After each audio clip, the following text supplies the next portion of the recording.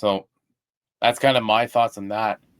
Another contract extension happened today too, and that was Logan Thompson, 6 years, 5.85 million. Chris, what are your thoughts on it? I mean, the way he's playing this year, that's a fantastic deal. And Oh we yeah, talked about this before we logged in, so I started crunching numbers, and I didn't realize he's 22, 2-3 this year with a 2.09 goals against average and a 925 save percentage. His last loss was in a relief outing on January 10th, and that was in overtime. His last regulation loss was December 17th. In his last 5 games, he's undefeated with 2 shutouts, a 0.79 goals against average, and a 9.69 save percentage in those 5 games.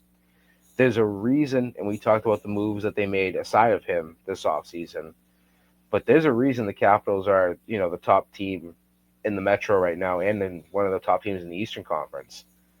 And it's the way that Logan Thompson's been playing in net for them. They finally got their goalie, and they looked like a genius trading Darcy Kemper and getting Pierre-Luc Dubois and then adding Thompson, among and others. Chikrin. Yeah, we talked about that.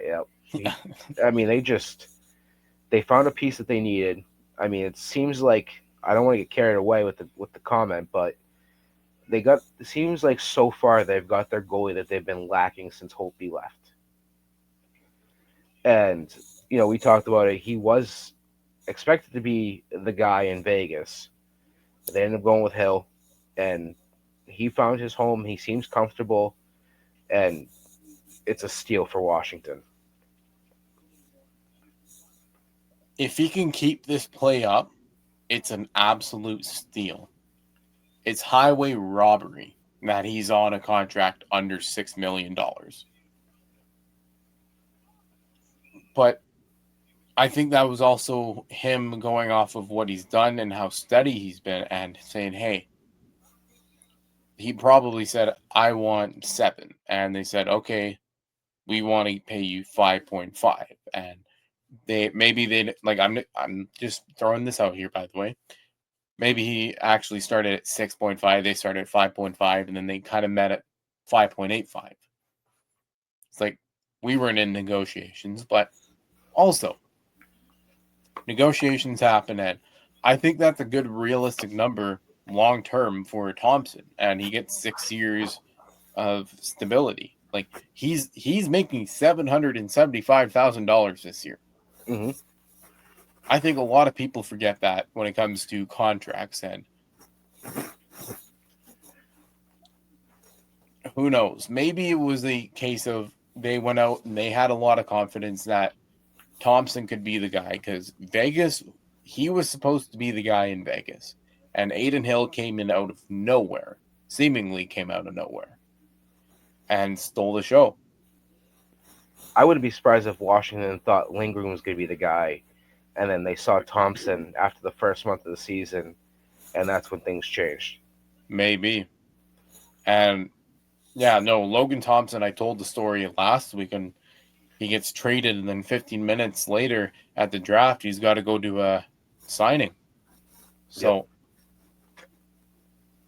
it's interesting to see these things, and yeah. Speaking of contracts, Tony DeAngelo is back in the NHL. He was terminated in the KHL not too long ago, and then Lou Lamoriello signs him to a 1-year league minimum contract. Now, it came out that he left the KHL for family reasons, personal reasons. And so I was thinking, okay, maybe he's going to sit out of and not play for a couple of months because maybe he has something to figure out.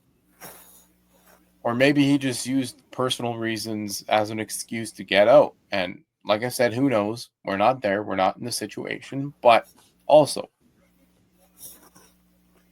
that was very soon after he left the KHL. He gets that deal with the Islanders.